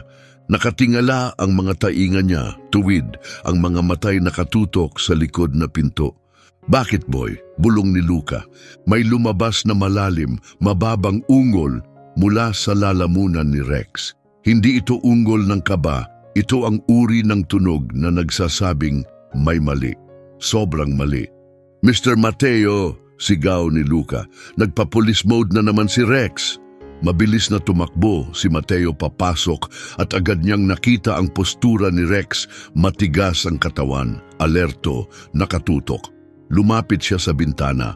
Kahit halos imposibleng makita ang labas dahil sa bagyo, may nahuli na si Rex, isang bagay na hindi kayang marinig ng tao. "Anong naririnig mo, partner?" bulong ni Mateo. Lalong lumalim ang ungol ni Rex at nagsimula siyang lumapit sa likod na pinto. Bawat hakbang ay kalkulado, determinado, parang isang profesional na handang kumilos. At sa kanila narinig ito, mahinang kaluskos sa likod ng bahay, halos natatabunan ng ulan at hangin, pero malinaw, may gumagalaw sa likuran. "Luca, sa taas, ngayon din," utos ni Mateo sa mahinang pero matatag na boses. "Isama mo si Rex, ilock ang pinto." Pero hindi gumalaw si Rex. Nanatili siya sa likod na pinto, parang bantay, handang ipagtanggol ang tahanan. "Hindi ko siya iiwan," mahinang sagot ni Luca. "Luca, hindi ito laro." "Krasi!" naputol si Mateo. May nabasag na salamin. Binasag ng isang tao ang maliit na bintana sa likod ng pinto at inaabot ang kandado. Sa isang iglap kumilos si Rex. Bumalik sa katawan niya ang lahat ng taon ng training. Tumahol siya ng malakas, humarang sa pagitan ng lalaki at ni Luca. Parang pader na hindi mapapasok. Pumasok ang isang lalaki, nakaitim, basa sa ulan. Sa isang kamay niya may hawak siyang maliit na device. Mabilis na pinipindot ang mga buton. "Tranquilizer," bulong ni Mateo, nanlilisik ang mata. Kilala niya ang gamit. "Luca, likod ng sofa!" sigaw niya. Pero hindi gumalaw si Luca. Nasa tabi pa rin siya ni Rex. Ang kamay ay nakapatong ng mahigpit sa likod ng aso. "Hindi mo siya pwedeng kunin," sigaw ni Luca. "Hindi siya sa inyo." Hindi siya pinansin ng lalaki. Nakatuon ang mata kay Rex. Itinaas niya ang device, pero nauna si Rex. Sumugod si Rex, kinagat ang pulso ng lalaki bago ito makapindot. Kumawala ang device at gumulong sa basang tiles ng kusina. "Alisin niyo tong aso sa akin," sigaw ng lalaki, pero nilamon ng hangin at matinding tahol ni Rex ang boses niya. Kinuha ni Mateo ang telepono para tumawag, pero walang dial tone, patay ang linya. Walang signal ang cellphone, putol ang komunikasyon dahil sa bagyo. Nakawala ang lalaki mula sa pagkakahawak ni Rex at humugot ng kung anong bagay mula sa kanyang jacket. Pero bago pa niya ito mailabas, may isa pang taong biglang sumulpot sa pintuan. Si Elisa. Mula sa bahay ng kapitbahay, nakita niya ang basag na bintana at dali-daling tumakbo pa uwi kahit sa gitna ng unos. Basang-basa siya, nanginginig pero puno ng galit. May nagtatangkang saktan ang kanyang anak at ang kanilang aso. "Layuan mo sila!" sigaw niya sabay dampot ng mabigat na flashlight mula sa counter at iwinasiwas ito sa lalaki. Nakaiwas ang lalaki pero naging sapat ang abala para makakilos si Rex. Muling sumugod ang aso, ngayon sa mga binti naman ang target. Nadulas ang lalaki sa basang sahig at bumagsak ng malakas. "Luca, tumakbo ka!" sigaw ni Elisa, pero kumilos na si Luca, hindi pa alis sa panganib kundi papunta kay Rex. Niyakap niya ang leeg ng aso, mahigpit, ayaw bumitaw. "Huwag niyo siyang saktan!" umiiyak na sigaw ni Luca. "Pakiusap, huwag niyo siyang saktan." Nakapag-angat muli ng katawan ng lalaki, galit na galit at desperado. Malaki siya kaysa sa lahat sa bahay at halatang handang gawin ang kahit ano para matapos ang misyon niya. "Ibigay niyo sa akin ang aso," mariing sabi niya. Walang masasaktan, hindi niyo naiintindihan kung sino ang kaharap ninyo. Ang mga taong pinagtatrabahuhan ko, hindi sila sumusuko. Hindi rin kami susuko, matatag na sagot ni Luca kahit nanginginig sa takot. At sa kanila narinig iyon, mga sirena. Kahit walang signal, kahit bagsak ang linya ng telepono, may tulong na paparating. Narinig din ito ng lalaki, nanlaki ang mata niya at bumakas ang takot sa mukha. Ang planong sinadyang itago sa bagyo ay biglang nagkagulo. Hindi pa tapos to, sabi niya, umatras papunta sa labasan. Ang asong yan, mas mahalaga kaysa sa inaakala nyo. Babalikan siya ng mga tao ko. Umungol muli si Rex, isang huling babala, at tumakbo palabas ang lalaki, naglaho sa ulan. Ilang sandali lang napuno ng mga sasakyan ng pulis ang driveway. Pumasok agad sina Detective Torres at Officer Marquez, kasunod ang mga medic at ang crime scene team. Ligtas ba kayong lahat? Tanong ni Detective Torres habang tinitingnan ang gulo. Basag na salamin, nagkandara pa ang mga gamit at malinaw na bakas ng pakikipagbuno. Ayos kami, sagot ni Elisa. Nanginginig pa rin ang boses, pero muntik na nilang makuha si Rex. Nananatili pa rin si Luca sa pagkakayakap kay Rex at hinayaan siya ng aso. Ramdam nitong kailangan ng bata ng kapanatagan. Paano nyo nalaman? Tanong ni Mateo. Walang gumagana sa mga telepono.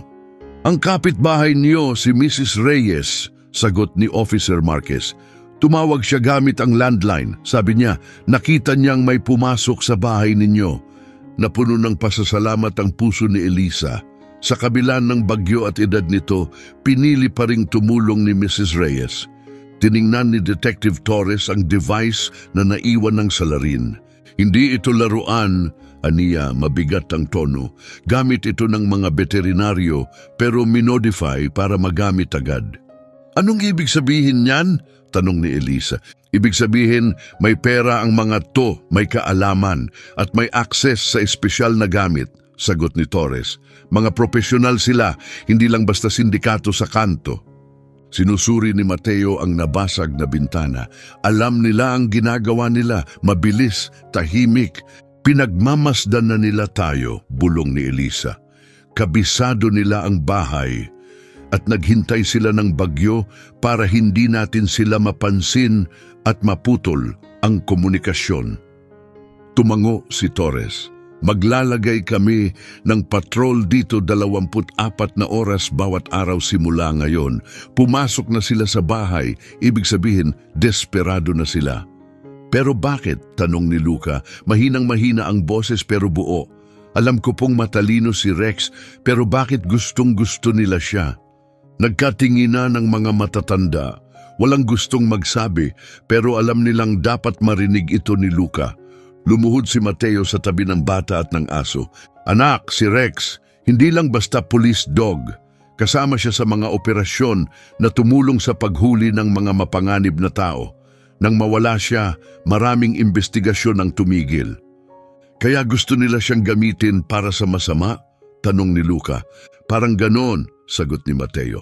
Marunong siyang humanap ng mga bagay, sumunod sa bakas ng tao, umamoy ng droga, mga kakayahang pwedeng abusuhin ng masasamang tao. Hindi niya sila tutulungan kusa, pero baka pilitin nila. Napakunot ang noo ni Luca. Pero mabait siya. Hindi siya tutulong sa masasamang tao. Tama ka, sagot ni Mateo, pero baka saktan nila siya o itago para hindi siya makatulong sa mga pulis. Nakita ni Elisa ang takot sa mata ng anak at agad siyang lumapit. Kaya nga po protektahan natin siya, pamilya na natin siya at ang pamilya nag-aalaga sa isa't isa. Habang sinisigurado ng mga pulis ang bahay at nagsisimula ng magtakda ng watch rotation, may napagtanto si Elisa. Hindi sila pwedeng mabuhay ng ganito palagi. Laging takot, laging nag-aabang. Kailangang may gawin sila. Nilapitan niya si Detective Torres. Anong kailangan para mapatigil na natin sila? Talagang mapatigil. Anong ibig mong sabihin? Tanong niya. Ibig kong sabihin, paano kung gamitin natin si Rex bilang pain pero ligtas, may buong proteksyon, isang planadong bitag? Tinitigan ni Torres ang mukha niya. Mrs. Rivas, napakadelikado niyan. Napatunayan na natin, handa silang pumasok sa bahay at takutin ang pamilya ninyo. At uulitin nila yon hanggat hindi nila nakukuha si Rex o hanggat walang humahadlang sa kanila, sagot ni Elisa. Hindi ko kayang palakihin ang anak kong palaging natatakot at hindi ko pwedeng ikulong si Rex na parang preso. Narinig ni Mateo ang lahat at sumingit. Elisa, naiintindihan ko ang punto mo pero... Mateo, putol niya, ikaw ang pinakamay alam tungkol kay Rex. Kung planado nating mabuti ito, sa tingin mo posible? Tumingin si Mateo kay Rex na nasa tabi pa rin ni Luca, alerto, handa. Sa kanyang tindig at pagtuon ng mata, malinaw, handa si Rex sa isang misyon. Posible, sagot ni Mateo sa wakas. Sanay siya sa ganitong operasyon, pero delikado ito. Mas delikado ang walang gawin. Matatag na sagot ni Elisa. Muntik na siyang makuha ngayong gabi, baka sa susunod, hindi na tayo pala rin. Tumahimik si Torres, tinimbang ang sitwasyon. Kung papasukin man natin to, kailangan kontrolado lahat, surveillance, backup, bawat hakbang ligtas. At hindi makakalapit si Luca, dagdag ni Elisa. Trabaho lang to ng pulis. Walang duda, sagot ni Detective Torres. Walang exception. Habang tahimik na nag-uusap ang mga matatanda, tinataya ang panganib at pinaplano ang operasyon, walang nakapansin na mula sa isang tabi, si Luca ay matamang nakikinig sa lahat. 6 na taong gulang pa lang siya, pero buo na ang desisyon niya sa kung ano ang sa tingin niya ang tama. Napalingon si Rex sa kanya. Parang naramdaman ang determinasyon ng bata. Ang mga susunod na araw ay susubok sa tibay ng ugnayan nila at bawat aral na natutunan ni Luca tungkol sa pagmamahal, tapang at katapatan ay susubukin. Ngunit ang hindi alam ni Luca ay may sarili ring plano ang mga taong humahabol kay Rex, isang planong manganganib sa lahat ng mahal niya. Ano sa tingin mo? Dapat bang magsabi si Luca sa mga matatanda? O may mga pagkakataong kailangan sundin ng mga bata ang kutob nila? Dumating ang umaga, kasunod ng bagyo na may kakaibang katahimikan, naliwanagan ng araw ang buong kapitbahayan, nagsipag-awitan ng mga ibon at waring payapa na muli ang lahat. Pero alam ni Luca ang totoo. Narinig niya ang lahat ng pinag-usapan ng matatanda at sapat na ang kanyang pagkaunawa upang malaman na nananatili pa rin ang banta. Habang abala si Elisa sa pakikipag-usap kay Detective Torres sa telepono para ayusin ang huling detalye ng operasyon, tahimik na umakyat si Luca. Sumunod si Rex, marahang naglalakad, parang alam niyang may kakaiba. Lumuhod si Luca sa tabi ng aso at ibinulong, "Rex, alam kong naiintindihan mo ako. Mas matalino ka pa sa kahit anong aso." Tumagilid ang ulo ni Rex. Nakatitig kay Luca ng buo ang pansin. Gagamitin ka nila para dayain yung masasamang tao, pero narinig ko sila, mapapahamak ka, at hindi ko papayagan yon. Hinugot ni Luca ang maliit niyang backpack at nagsimulang mag-empake. Granola bars, isang bote ng tubig, at ang paborito niyang stuffed bear.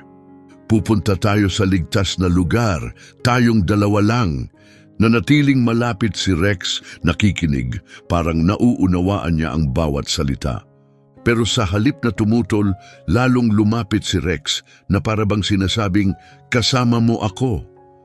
"Alam ko kung saan tayo pupunta," sabi ni Luca, mas tiwala ang boses. "Naalala mo yung treehouse sa Miller's Woods?" Sabi ni Mr. Mateo, nakatayo pa rin yon. "Pwede tayong magtago roon hanggang ligtas na ulit." Kumampay ang tainga ni Rex sa banggit ng pangalan ni Mateo, pero nakatuon pa rin siya kay Luca. "Kung aalis tayo ngayon, hindi ka nila magagamit bilang pain at hindi rin tayo masasaktan." Isinara ni Luca ang zipper ng bag, isinuot ito sa balikat. Mas mabigat ito kaysa inaasahan niya, pero hindi siya nagreklamo. Pinrotektahan siya ni Rex noon, Ngayon siya naman ang magpoprotekta. Tara na boy, bago matapos ni Mama ang tawag niya. Sa ibaba, malalim pa rin ang usapan nina Elisa at Torres. Pinaplano nila ang isang peking operasyon para sa gabing iyon. Itatakda si Rex sa isang kontroladong lugar bilang pain upang lumitaw ang mga kriminal habang nakapalibot ang mga pulis sa pamamagitan ng undercover units. Nakaayos na ang operasyon para bukas ng gabi, ani Torres. May mga opisyal sa paligid, hindi siya mawawalan ng bantay. Tumango si Elisa pero masama pa rin ang kutob niya kahit gaano kahusay ang seguridad, parang mali pa rin ang isugal si Rex. Samantala tahimik na lumabas sa likod ng bahay sina Luca at Rex. Tinahak nila ang daan patungong gubat sa likod ng kapitbahayan. Kabado man, kabisado ni Luca ang landas. Madalas na silang naglalakad dito ni Mateo. Isang beses, ipinakita sa kanya ng matanda ang treehouse, ikinuwento ang mga batang nagtayo nito noon. Hindi ito magara pero ligtas. Karaniwan, 15 minuto lang ang lakad. Pero dahil may dala siyang bag at mabagal si Rex dahil sa sugat, umabot sila ng halos kalahating oras. Sa wakas, narating nila ang lumang punong oak. Tumingala si Luca sa kahoy na plataporma sa itaas. Okay Rex, hingal niyang sabi, akyat muna ako tapos tutulungan kita. Pero may sariling plano si Rex. Sa kabila ng sakit sa katawan, nagsimula siyang umakyat sa hagdan. Mabagal, pero gamay niya ang galaw at sa tulong ng muscle memory at determinasyon, narating niya ang itaas. Mayabang, sabi ni Luca habang nakangiti, saka sumunod pataas. Gaya ng pagkakakwento ni Mateo, naroon pa rin ang treehouse, luma pero matibay, may bubong at 4 na dingding. May naiwan pang lumang mga kumot at dilatang pagkain.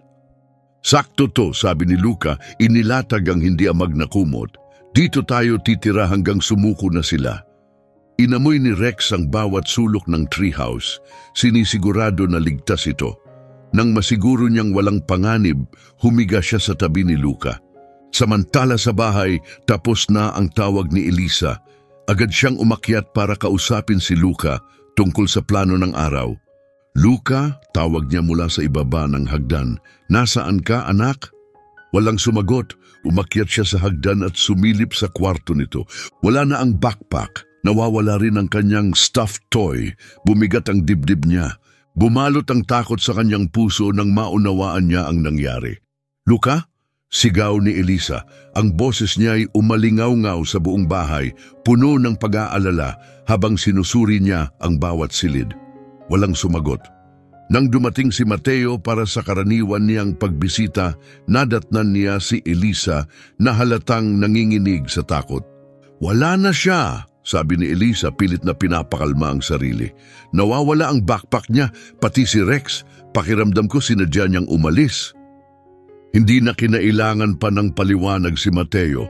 Siguro narinig niya ang usapan natin kagabi. Ginagawa niya ang sa tingin niyang makakabuti para kay Rex. Pero 6 na taon pa lang siya, saan kaya siya pupunta? Agad niyang kinuha ang kanyang coat. May lumang bahay puno sa gubat ng Miller. Dinala ko siya roon dati at hindi siya tumigil sa kakakwento tungkol doon. Agad nilang tinawagan si Detective Torres na nagsimulang magbuo ng search team. Habang naghahanda silang umalis, biglang tumunog ang telepono ni Elisa. Hindi pamilyar ang numero, sinagot niya ito at isang malamig na boses ang nagsalita sa kabilang linya. Mrs. Rivas, may alok kami sa'yo. Napahinto siya at sino to? Hindi yun ang mahalaga. Ang mahalaga, alam naming nawawala ang anak mo at ang aso at alam namin kung nasaan sila. Agad na inilagay ni Mateo sa speaker ang tawag. Eksakto namang pumasok si Detective Torres. Ano ang gusto niyo? Tanong ni Elisa, halos hindi makapagsalita. Madali lang, dalhin mo sa amin ang aso, mag-isa ka lang. Gawin mo yon, sasabihin namin kung nasaan ang anak mo. Pero kung tatawag ka ng pulis o magtangka ng kahit anong kalukuhan, mawawala siya ng tuluyan. Ipinapahiwatig na ni Torres na i-trace ang tawag. Paano ko malalaman na hindi kayo nagsisinungaling? Nanginginig ang boses ni Elisa. Tahimik sandali, pagkatapos ay muling nagsalita ang boses. Pula ang suot niyang damit, may asul siyang backpack. Kasama niya ang isang German Shepherd na putol ang dulo ng isang tenga. Nagtatago sila sa bahay puno, mga 3 milya ang layo sa inyo. Halos nabitawan ni Elisa ang telepono, may nagmamasid sa kanila. Meron kang 2 oras, dagdag pa ng tumawag. Pumunta ka sa lumang bukid ng Miller sa Route 47. Mag-isa ka lang, dalhin mo ang aso. Kapalit niyan, ligtas mong makukuha ang anak mo. Pero kung may gawin kang kakaiba, mawawala siya. Natapos ang tawag. Lumingon si Torres sa kanyang team. Nagkamali sila. Binigay nila ang lokasyon. Malaking bagay yon. Pupunta na ako, sabi ni Elisa agad na kinuha ang susi. Hindi, mariing sabi ni Torres. Kung may nagbabantay sa bahay puno, baka lumala lang ang sitwasyon kapag kumilos tayo. Anong plano? Tanong ni Elisa papalapit na ang takot sa kanyang tinig. Sa wakas, nagsalita si Mateo na kanina patahimik. Hayaan nating si Rex ang kumilos. Anong ibig mong sabihin? Kasama siya ni Luca, hinding-hindi hahayaang masaktan ni Rex ang bata at si Luca, matalino yung bata. Maganda ang pinili niyang taguan, mataas, may tanaw. Tulad ng inaasahan ni Mateo sa loob ng lumang bahay puno, naka-alerto si Rex. Nakatayo siya malapit sa gilid ng kahoy na platform, pinagmamasdan ang kagubatan. Nakatingkayad ang mga tenga at matalim ang tingin. Nasa likod niya si Luca, tahimik na nangumunguya ng granola bar at paminsan-minsang pinapapakin si Rex. Patuloy siyang nakikipag-usap sa aso para hindi kabahan. Ayos lang boy, bulong niya. Sigurado akong hinahanap na tayo ng matatanda. Kailangan lang nating maghintay. Kapag sumuko ang masasama, makakauwi na tayo. Pero biglang nanigas si Rex. Mula sa lalamunan niya, lumabas ang isang mababang unggol. Tumingin si Luca sa direksyong tinititigan ng aso. Sa gitna ng mga puno, may 2 anino. Mga lalaking nakaitim, dahan-dahang lumalapit habang nakatitig sa bahay puno.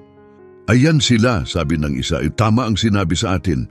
Kinabahan si Luca. Paano nila sila natagpuan agad? Lalong lumalim ang unggol ni Rex pero marahang pinatong ni Luca ang kamay sa likod nito. Kalma lang boy, baka hindi sila sigurado kung andito tayo. Pero nagsimula ng ikutan ng mga lalaki ang punong kahoy, hinahanap kung paano makakaakyat. Batang sigaw ng isa, alam naming andiyan ka. Bumaba ka na lang at walang masasaktan. Nanatiling tahimik si Luca, pilit na pinapaliit ang katawan sa kahoy na dingding. Pumesto si Rex sa pagitan ni Luca at ng hagdan, nakahanda ang katawan na parang panangga. Aso lang ang pakay namin, sigaw ng pangalawang lalaki. Isuko mo siya, makakauwi ka na. Hindi! Sigaw ni Luca pababa, nanginginig pero matatag ang boses. Kasama ko si Rex. Sandaling natigilan ng lalaki sa ibaba, pero agad din niyang hinawakan ang hagdan. Bata, huwag mo nang gawing mahirap to, babala niya habang umaakyat.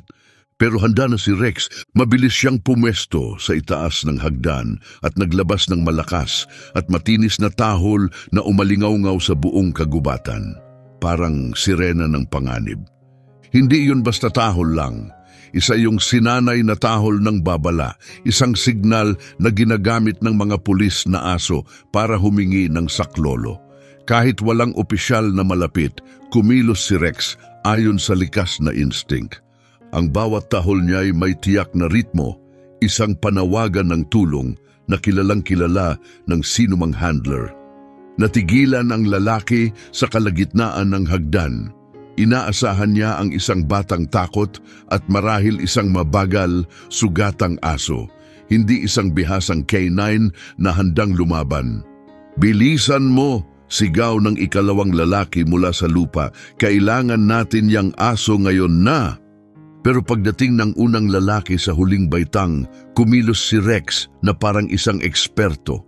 Sa bilis at lakas, sinunggaban niya ang pulsuhan ng lalaki, sakto lang ang pagkakakagat para mawalan ito ng lakas. Napahiyaw sa sakit ang lalaki, nabitawan ng pagkakahawak at bumagsak ng malakas sa lupa. Dali-daling lumapit ang ikalawang lalaki, galit na galit. "Kinakagat niya ako," sigaw ng nasugatan. "Sa tingin ko may nabali." Sa taas ng bahay puno, sumilip si Luca, gulat na gulat sa lakas at tapang ni Rex. Mahinang bulong niya, "Hindi na tayo pwedeng manatili dito. Kailangan na nating umalis." Parang naintindihan agad ni Rex, walang alinlangan, tumakbo ang aso papunta sa kabilang dulo ng bahay puno, kung saan may matitibay na sanga na nakadugtong sa kalapit na puno. Isang talon lang at nakatawid siya sa susunod na plataporma ng may gilas at husay. Nanlaki ang mga mata ni Luca. "Hindi ko kaya yon. Hindi ako makakatalon ng ganyan." Pero may plano na si Rex. Nagsimula siyang tumahol muli. Ngayon, hindi bilang babala, kundi parang may sinasabi. Makaraan ng ilang minuto, narinig nila ang mahinang ulit-ulit na tunog ng mga sirena sa di kalayuan. Tumawag siya ng tulong. Bulong ni Luca, hindi makapaniwala. Ginawa niya talaga yon. Narinig din ng dalawang lalaki ang sirena. "Kailangan na nating umalis," aninang nasugatan, hawak-hawak ang braso. "Hindi tayo aalis ng walang aso," sagot ng isa. "Kapag wala tayong dala, yari tayo." Pero wala sa plano ni Rex ang hayaan silang makatakas. Mula sa bagong pwesto niya, tumahol siya muli, ginagabayan ang mga pulis papunta sa kanila. Si Detective Torres ang unang dumating, kasunod sina Elisa at Mateo. Nakita nila ang dalawang lalaki na muling sinusubukang akyatin ang puno habang masayang sumisigaw ang batang lalaki mula sa itaas. "Luca!" sigaw ni Elisa, habol ang hininga. "Ayos lang ako, mama," sigaw pabalik ni Luca. "Inalagaan ako ni Rex, isa siyang tunay na bayani." Agad na nasupil ng mga pulis ang dalawang kriminal. Habang binabasa ni Torres ang kanilang karapatan, may biglang sinabi ang isa sa kanila na hindi inaasahan ni Numan. "Hindi niyo naiintindihan," sabi niya desperado. "Tauhan lang kami. May mas malaki sa amin ang may pakana nito. Isang taong hindi niyo kailanman iisiping sangkot." Nagtataka si Torres. "Sino?" Sandaling nag-alinlangan ang lalaki, tapos ay binanggit ang isang pangalang nagpablandang bigla kay Mateo. "Si Officer Jimenez." Napakibit ni Torres. Si Jimenez, nagretiro na siya 2 taon na ang nakalipas. "Hindi siya umalis," giit ng lalaki. "Ginagamit pa rin niya ang dati niyang koneksyon. Siya ang nasa likod ng lahat, nagpapalakad ng sindikato ng aso tulad nito." Napakuyom ng kamao si Mateo, naglalagablab ang tingin. "Lintik na..." "Mateo," sabing marahan ni Elisa, tumingin sa bahay puno. "Unahin nating pababain si Luca." Pero pababa na si Luca, nahanap ni Rex ang isang matibay at pahilig na sanga na halos abot sa lupa. Maingat niyang ginabayan ng bata pababa. Pagkalapat ng paa sa lupa, tumakbo si Luca at yumakap agad sa ina. Nasa tabi lang si Rex, bahagyang kumakawag ang buntot habang hinaplos siya ni Mateo sa ulo. "Iniligtas niya ako, mama," sigaw ni Luca. "Pinatumba niya yung masasama at tumawag pa ng pulis." Hinalikan ni Elisa ang noo ng anak habang umaagos ang luha. "Ang tapang mo, kayong dalawa, pero mangako ka, huwag mo na ulit akong tatakutin ng ganito." Habang pauwi na ang pamilya, abala na si Detective Torres sa paghahanda ng operasyon para hulihin si Jimenez. Kinagabihan, sinalakay ang bahay ng dating pulis at natuklasan ang hindi maikakailang ebidensya ng sindikato ng pagpupuslit ng aso na umaabot sa 3 estado. Pero may isa pang gustong sabihin si Luca. Sa likod bahay, habang lumalalim ang gabi, lumapit siya kay Mateo na seryoso ang mukha. "Ginoong Mateo," mahinang sabi niya, "parang may tanong si Rex." Lumuhod si Mateo sa tabi ng aso na nakatingin sa kanya na parang naiintindihan ang lahat. "Ano yon, boy?" tanong niya ng mahinahon. Lumapit si Rex sa tabi ni Luca, umupo ron, saka muling tumingin kay Mateo. Ngumiti si Luca. "Gusto niyang manatili sa amin, pero gusto pa rin niyang maging partner mo. Ayos lang ba yon?"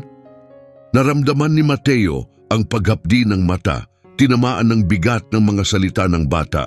Ibig mong sabihin, hatiin natin siya parang shared custody? Tumango si Luca ng seryoso. Pwede siyang tumira sa amin, pero makikita ka pa rin niya araw-araw. Sa ganitong paraan, may totoong pamilya siya at ikaw pa rin ang matalik niyang kaibigan. Lumingon si Elisa kay Mateo, may pag-asa sa mata. Ano sa palagay mo? Hinaplos ni Mateo ang balahibo ni Rex habang inaalala ang lahat ng pinagdaanan nila. Ang panganib, takot at tiwalang nabuo sa pagitan nilang lahat. Sa tingin ko, yan ang pinakamahusay na ideya na narinig ko sa loob ng maraming taon. Kumawag si Rex ng sobrang lakas kaya't nagkagulo pa ang alikabok sa hangin. Tumawa si Luca at niyakap silang dalawa. Pero walang nakapaghanda sa susunod na mangyayari, isang kaganapan na magpapabago kay Rex mula sa lokal na bayani tungo sa simbolo ng pag-asa na aabot pa sa malalayong lugar. 3 buwan ang lumipas, nakatayo si Luca na may pagmamalaki sa tabi ni Rex sa hagdan ng City Hall. Pareho silang may suot na asul na ribbon, nakapako sa kanyang damit at sa kwelyo ng aso. Puno ang town square, mga pamilya, pulis, mamamahayag, lahat ay naroon para masaksihan ang isang sandaling hindi pa kailanman nangyari sa kanilang bayan. Lumapit si Mayor Roldan sa entablado. Malinaw ang kanyang boses habang nagsalita sa karamihan. Kamakailan lang, kilala siya bilang si Mrs. Roldan, ang kapitbahay na minsang natakot kay Rex at tinawag siyang panganib. Pero may nagbago sa kanyang puso tulad ng pagbabagong naramdaman ng buong komunidad. Mga kababayan, ngayon ay binibigyang parangal natin ang 2 bayani.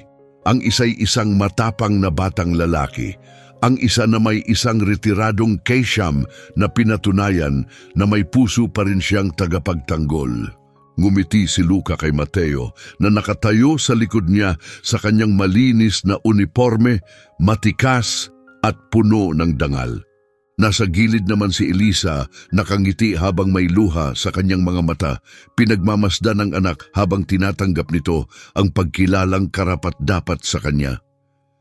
Pero ang seremonyang ito ay hindi lang tungkol sa nakaraan, pagpapatuloy ng alkalde. Ito rin ay simula ng isang bagay na bago, isang bagay na huhubog sa ating kinabukasan. Nagbulungan ang mga tao sa kuryosidad habang lumapit si Mateo upang magsalita. Ilang buwan lang ang nakalipas, panimula niya. Si Rex ay tinuring na wala ng pag-asa, isang sirang aso na akala ng marami ay wala ng silbi. Lumingon siya kina Luca at Rex na magkatabi, pero ngayon siya ang simula ng isang pambihirang pagbabago.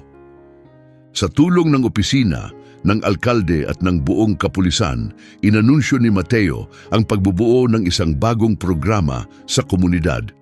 Isang inisyatibo na magtutugma sa mga retiradong service dogs at mga kabataan sa komunidad.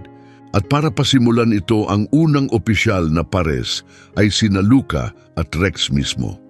Si Luca Rivas, buong pagmamalaking sabi ni Mateo, ay itatalaga bilang junior partner ni Rex sa Community K9 Unit. Bibisita sila sa mga paaralan, magtuturo ng kaligtasan at magpapaalala sa atin na ang pangalawang pagkakataon ay maaaring magdala ng kahangahangang mga bagay. Pumutok ang palakpakan sa paligid nila. Halos hindi iyon napansin ni Luca. Nakatutok lang siya kay Rex na nakatingin din sa kanya. At sa mga matang yon, hindi na malabo kundi maliwanag at buhay, nakita ni Luca ang lahat ng kailangan niyang maramdaman, tiwala, pagmamahal at layunin. Lumapit si Detective Torres, may hawak na maliit na badge at kwelyo na may bagong tag. Rex, ikaw ay formal nang ibinabalik bilang K9 Officer Rex sa ilalim ng Community Division. At ikaw naman, Luca Rivas, ay itinalaga bilang Junior Community Safety Officer. Habang ikinakabit ang badge sa dibdib ni Luca, tumayo si Rex at marahang inilagay ang isang paa sa balikat ng bata. gaya ng madalas niyang gawin noon kay Mateo noong aktibo pa siya sa serbisyo. Simula ngayon, sabi ni Mateo na may ngiti, kayo na ang pinakabatang K9 unit sa buong estado. Muling umalingaw-ngaw ang palakpakan pero si Luca ay nakatuon lang kay Rex. Sa kauna-unahang pagkakataon, wala nang sakit sa mga mata ni Rex kundi tuwa at malinaw na direksyon. Habang nagtatapos ang seremonya, lumapit ang isang babae na may luha sa pisngi. Luca, mahina niyang sabi, si Mrs. Reyes, hindi mo lang binago ang buhay ng asong ito. Binago mo rin ang akin. Pinaalala mo sa akin na ang mahalaga ay kung ano ang nasa puso, higit pa sa panlabas na anyo. Kuminang ang mata ni Luca. Gusto mo ba siyang makilala? Mahilig na siyang sa mga tao ngayon at napakalambing niya. Lumuhod si Mrs. Reyes para haplusin si Rex at napansin ni Luca ang isang bagay na pumuno sa kanya ng pagmamalaki. Ang pagkawag ng buntot ni Rex, ganun din mismo ang galaw, masigla at kumpiyansa na nakita niya sa mga lumang larawan ni Mateo nung bagong recruit pa si Rex sa serbisyo. Sa mga sumunod na linggo, lumipad ang kwento ni Luca at Rex palabas ng kanilang bayan. Kumalat agad online ang mga video ng kanilang pagbisita sa mga klase.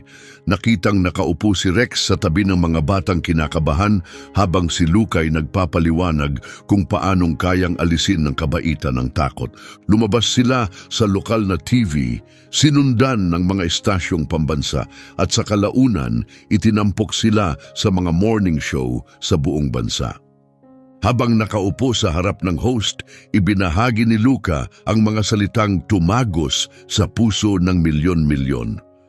Tinuruan ako ni Rex na minsan ang mga mukhang nakakatakot ay takot lang talaga sa loob. Pero kapag naging mabait ka sa mga takot, natututo silang maging matapang. Pero ang pinakamatinding sandali ay dumating makalipas ang kalahating taon nang dumating ang isang liham mula sa isang batang nasa ibang estado. Minamahal kong Luca at Rex ang simula ng liham. Napanood ko kayo sa TV. Sabi ng mga tao, masungit daw ang aso ko, pero sa palagay ko malungkot lang siya, parang si Rex dati. Matutulungan niyo ba akong maintindihan kung paano siya mapapasaya ulit? Tumingin si Luca kay Rex na tila natahimik, parang naiintindihan kung gaano kabigat ang mga salitang iyon. Rex, mahina pero matatag na sabi ni Luca, mukhang may trabaho pa tayong dapat gawin. Tahimik na tumahol si Rex, isang kumpirmasyon na nagsasabing, oo, handa ako. Simula noon, nagbago ang kanilang misyon. Si Luca at Rex ay nagsimulang maglakbay sa mga paaralan at bayan, malapit man o malayo, ibinabahagi ang kanilang kwento at tinutulungan ng mga bata na maunawaan na bawat buhay, tao man o hayop, ay karapat-dapat sa kabaitan, tiyaga at pagmamahal. Madalas na sumasama si Mateo, tahimik na nakamasid sa likuran, may pusong puno ng pagmamalaki sa kanyang dating partner at sa batang minsang mahiyain na ngayoy may lakas ng loob at layunin. Pinanood ni Elisa ang kanyang anak na unti-unting namumulaklak, hindi na mahina, kundi isang boses para sa mga hayop at bata, at si Rex, ang asong minsang iniwan at sinaktan, ngayoy matatag na nakatayo bilang simbolo ng kagalingan. Pero marahil, ang pinakamalaking pagbabago ay hindi lang sa kanila, kundi sa mismong bayan. Binuksan ng kwento ni Luca at Rex ang mga puso ng tao. Natutong tumingin ang mga tao lampas sa pagkakaiba, magpakita ng kabutihan bago humusga. Natuto silang maniwala na kahit ang mga may sugat sa nakaraan ay karapat-dapat sa isa pang pagkakataon. Ang parke kung saan unang nagtagpo sina Luca at Rex ay pinalitan ng pangalan Second Chances Park. Mabilis itong napuno ng halakhakan, pagkawag ng buntot at saya. Dumadayo ang mga pamilya. Marami sa kanila'y may kasamang mga alagang hayop na inampun nila matapos marinig ang kwento ni Luca at Rex. Isang taon matapos ang makasaysayang araw na iyon, bumalik sina Luca at Rex sa ilalim ng matandang punong roble, kung saan nagsimula ang lahat. Mas matangkad na si Luca pero kailangan pa rin niyang tumingala ng kaunti para masulyapan ang mga mata ni Rex. Alam mo, sabi niya habang banayad na hinahaplos ang ulo ng aso, sa palagay ko, pareho tayong nawawala noon pero natagpuan natin ang isa't isa. Sumandal si Rex sa tagiliran ni Luca, ang kanilang palatandaan tuwing may pampublikong okasyon. Magkasama nilang pinanood ang mga pamilyang masayang naglalaro, ang mga asong galing sa rescue na tumatakbo at mga batang malayang nagsasaya sa ilalim ng araw. Lumapit si Mateo, may hawak na maliit na plake na itatayo malapit sa punong roble sa darating na linggo. "Anong nakasulat?" tanong ni Luca. Binasa ni Mateo ng malakas, "Para sa lahat ng pusong nakauwi sa pamamagitan ng pag-ibig, sa karangalan ni na Luca Rivas at K9 Officer Rex na nagturo sa atin na bawat katapusan ay maaaring maging simula." Ngumiti si Luca at makalipas ang ilang saglit, tinanong ang tanong na ilang linggo na niyang iniisip. "Ginoong Mateo, sa palagay mo ba alam ni Rex kung ilang buhay na ang natulungan niya?" Tumingin si Mateo sa kanyang matandang kaibigan.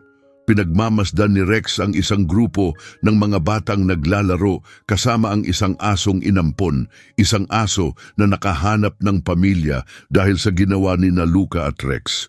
Sa palagay ko, alam niya ng eksakto ang lahat ng ginawa niya.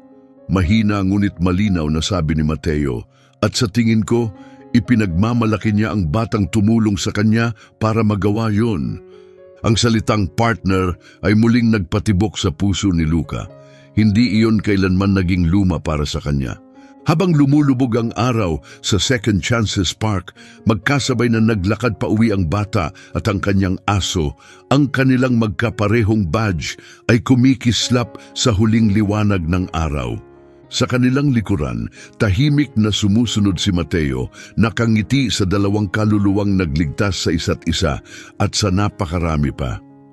Ang isang kaswal na pagkikita sa pagitan ng isang batang malungkot at isang asong nakalimutan ay lumago tungo sa isang bagay na makapangyarihan. Isang paalala na buhay at humihinga kung ano ang kayang gawin ng pag-ibig. Isang kwento ng pangalawang pagkakataon at ng tapang na umusbong mula sa simpleng pagpiling magmahal. Pagdating nila sa beranda, tumingin si Luca sa kanyang matalik na kaibigan. "Handa ka na ba para bukas, partner?" Kumawag si Rex ng isang beses, matatag at buo.